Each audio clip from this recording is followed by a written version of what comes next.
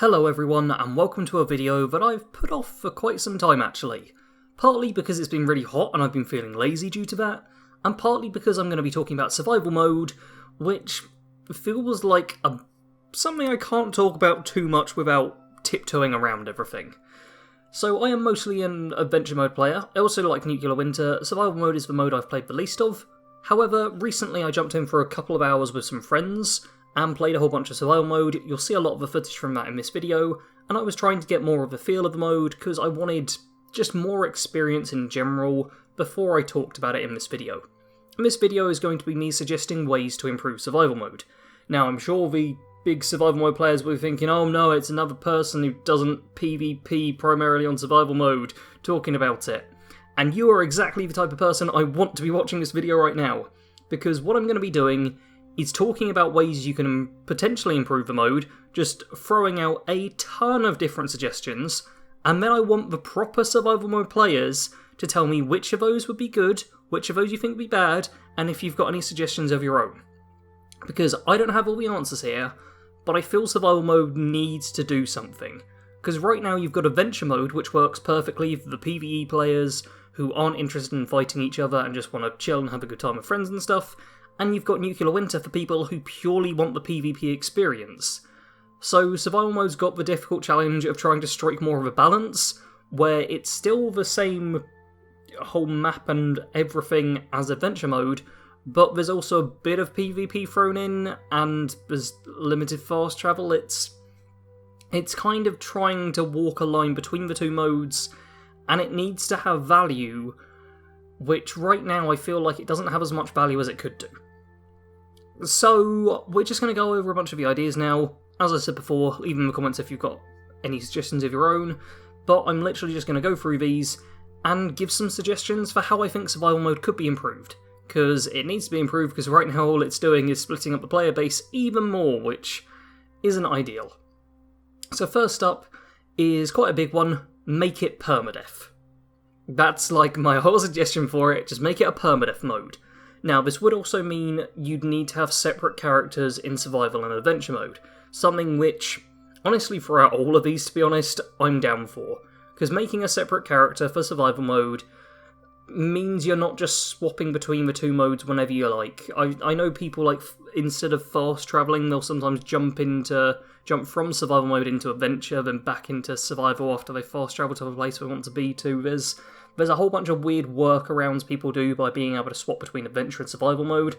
I know I personally use my high-level character for jumping into survival mode for the weekly challenges, because why would I start a new one? But I think having a new survival mode character, having it be permadeath, would really up the stakes, and would also make people think twice about what they're doing and not treat it quite so much just like adventure mode.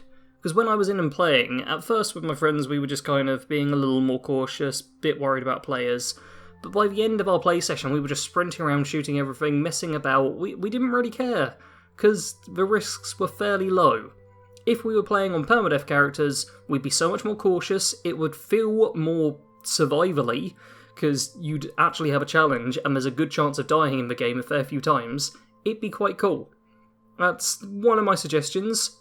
As I said before, leave it in the comments. Next one I have is change the damage mode to the way that Fallout 4 survival mode worked. Now, straight off, obvious thing here is all of these suggestions don't necessarily combine together quite well, but some of them will work together. Some will fit in, some won't with each other. It's just a whole bunch of suggestions. So the Fallout 4 survival mode damage, for people who didn't play that mode, was essentially everything can die a lot quicker, and it matters a lot more on who hits first, which made snipers and the like really good for Fallout 4 survival mode, because most of the enemies would be able to kill you very quickly, but you could also down them in a couple of shots too. Right now, Fallout 76 tends to be a game where enemies have huge health bars, and that's partly because it's multiplayer and you need to have like multiple people to really get the best of it, but they've also made it so like there's a whole complicated side to why the damage is the way it is. But I feel like having the Fallout 4 survival mode metric would mean you could just take down enemies quicker, so it's not as challenging necessarily, But when other players come to you, they might be able to just one-shot you, and you've got to be really cautious about if anyone's looking at you, if you're getting attacked by anything, because this isn't just other players. Enemies that snuck up on you would deal real damage when they hit first, so you've got to play a bit more cautiously this way. And honestly, I just love the Fallout 4 survival mode, so anything that makes it more like that in 76, I'm all down for. Next up is a change to the leaderboard system, which are leaderboard rewards. Now recently they got rid of the top 3 people on the leaderboard being shown on the map, which was the one thing leaderboards did really. Because right now you can make it onto the leaderboards, you can be at first place for like 10 hours straight, and it means nothing. It's literally just a small bragging right, I guess, but even then, it doesn't matter. The leaderboards don't have any rewards to them. So, put some rewards in there. You could have like a combination of them. So, say as soon as you hit the third place, you get plus 5% experience. As soon as you hit the second place, you get plus 10% experience. If you're in first place, you get plus 15% experience. Those are like flat ones for as soon as you hit them, and they last until you drop down in the leaderboards again. That would get people some incentive to make it into the top 3, even if it's only for a short time. Then maybe at the end of every hour, there's a small reward given to the person in first place. Say like 500 caps. Nothing crazy, but still a decent reward that people would want. That would entice people to try and make it onto the first place slot on the leaderboards. Maybe not everyone, maybe some people are like, no, I don't want to risk it. But for the more competitive people out there who do want to engage in a fight, maybe they think, oh okay, this person's number 1 on the leaderboard, I want to make it past them, what do I need to do that? So just something to really incentivise the leaderboards more than it just being, oh, I'm at the top, am I? That's nice. I'm at it. Next up, very quick one, no nuke warnings. This was suggested in my comment section a little while back. So when you launch a nuke, there's a warning and you get like 3 minutes I think it is before it drops, and then there's actually like 30 seconds for it to actually drop. You've got tons of time to escape. If there's no warning for it, no like actual audible thing, maybe it just shows up on the map where it's going to be, then you could potentially nuke players. It's probably not going to happen, but there'd be a chance of it happening. If someone's engaged in an event or something and they're not paying attention, they won't realise the nuke is dropping until they hear the sound of it coming down towards them.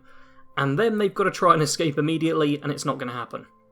It would just make launching nukes different in survival mode than it is in adventure, and just add a nice little element to it. I thought that was a really good suggestion from one of you who may be listening now. Next up is just generally a higher risk-reward balance. Like I was saying, when I was playing with friends, it was a case of, oh, if I die, I might potentially lose a few caps, I'll lose the junk I'm carrying, and I was actually carrying a decent bit of aid, so I'd lose some reasonable aid. But it was nothing that I couldn't really replace, nothing that I was too worried about. So I feel like upping the risk a bit more, maybe to even how it used to be, could be good for some players.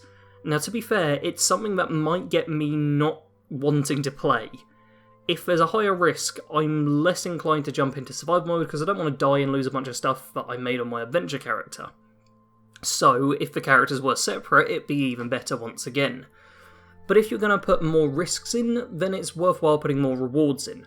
So maybe enemies drop more caps more regularly, you get more caps from killing people, it's easier to get wanted possibly, and easier to get bounties, but the payout for bounties is higher. Just anything to really up that divide, because right now, engaging in PvP in survival mode gives you some minor rewards generally, and if you lose a little bit, but it's not the end of the world. It's not really got too much going for it, unfortunately. Next up is more survival mechanics. So this is stuff like making hunger and thirst worse, so you need to eat and drink more often. Make diseases a lot more powerful, so they might actually cripple you. That's another thing as well, crippled limbs. Make it so they don't regenerate over time, but instead you have to use a stim pack to deal with them. Make it so that you need to sleep occasionally. Just anything to up the actual survival side, to make it less of the survival light, which they're going for in adventure mode, and more of a hardcore survival mode. Because the actual survival mode now doesn't have any added survival mechanics based on the regular mode. It's just really PvP and not being able to fast travel wherever you like. That's it. So if we can have some stuff that actually makes it more of a survival-based game in the survival mode, I feel that's something that would genuinely get more players interested in it, and at the very least set it apart more from adventure mode. Now, penultimately is something that kind of fits in quite well with that, which is less items around the map. Just anything to make it harder to get equipment and harder to just stock up on so much stuff. If hunger and thirst is worse, then I don't want every single radstag I kill to give me radstag meat, necessarily. I want it to be a case of like, there's an 80% chance you'll get meat from it. So 1 in 5 radstags you kill essentially wouldn't give you meat, so you need to do more hunting. Maybe Butcher's Bounty then is a lot more valuable. Maybe you do want to stock up on lots of stimpaks when you're going out and about, because you're not going to find them every 5 seconds when you're walking through a building. Additionally, make it so there's less junk around, so maybe you do want to take workshops for the junk extractors they give, and maybe you want to pick up more random stuff that you do see, and less weapons maybe as well, just less equipment, so that people are struggling more to get what they want. Although once again, this is one of those things where if you can just jump in adventure mode and get the stuff, you don't need to worry about it, so it would be something where you need separate characters, which honestly I feel is something survival mode should have regardless. Finally is one that will be quite controversial, and I guarantee there'll be like at least one person who would unsubscribe for me if I said this right at the start. They've likely gone at this point, so it's fine everyone. You're the loyal viewers who are deciding to listen to me to the end, is remove legendary effects in survival mode. Just get rid of them. I think every time I've been killed by a player in survival mode, it's been someone with like a 2-shot explosive handmade rifle. I've just died instantly because they've got stupid DPS thanks to their legendary effects, and it just kind of is like, oh, okay, so you've bought that off someone on Reddit, so you've got the best gear, that's okay. Great. What this would mean is that fights in general are a lot harder. PvP encounters last longer because you're not dealing quite as much damage, and this is something we know from Nuclear Winter, where you can shoot a person a few times and they won't necessarily instantly die unless you're really good. And it would stop it being such a reliance on a few different builds. Sure, people's bloody builds wouldn't be great in survival mode, and I'm sure lots of people would be annoyed by that, but it would also mean that being able to craft your own weapons is suddenly more useful. Being able to scavenge off the land is more useful. Not just relying on buying the best gear from someone on Reddit who duped it like 6 months ago and didn't get caught. It's just, I don't like the legendary effects in general. I must admit I'm quite biased against it, I suppose, because I don't like the whole legendary system that much in the game. But I feel that survival mode would be, even if not better, just significantly different without them. And once again, it'd be something which would change it from adventure mode. So sure, on adventure mode you can have your ultra good weapons which are good for killing like the Scorchbeast Queen, but jump into survival mode and suddenly your great 2-shot explosive handmade rifle is just a standard handmade rifle. It just no longer is affected by those legendary effects. You've got to treat it just like a standard weapon again. Maybe you want to try something else out, like a missile launcher, which suddenly is a lot better because you're not relying on legendary effects. It would really make the game a lot different, and once again just make survival mode so much different from adventure mode, which it needs to be, because that's the big problem here. Regardless of whether or not you like survival mode, it's just not different enough from adventure mode to really make it stand out. Nuclear Winter stands out from adventure mode so well because it is an entirely different game mode. Survival, on the other hand, is just a few things tweaked, and I feel like if it wants to be successful and wants to have a solid place in the community, then it needs to do more to set itself apart. Anyway, like I said at the start, I want all of you who actually play survival mode regularly to tell me your thoughts in the comments, because I'm not a big survival mode player, so what is it that you want?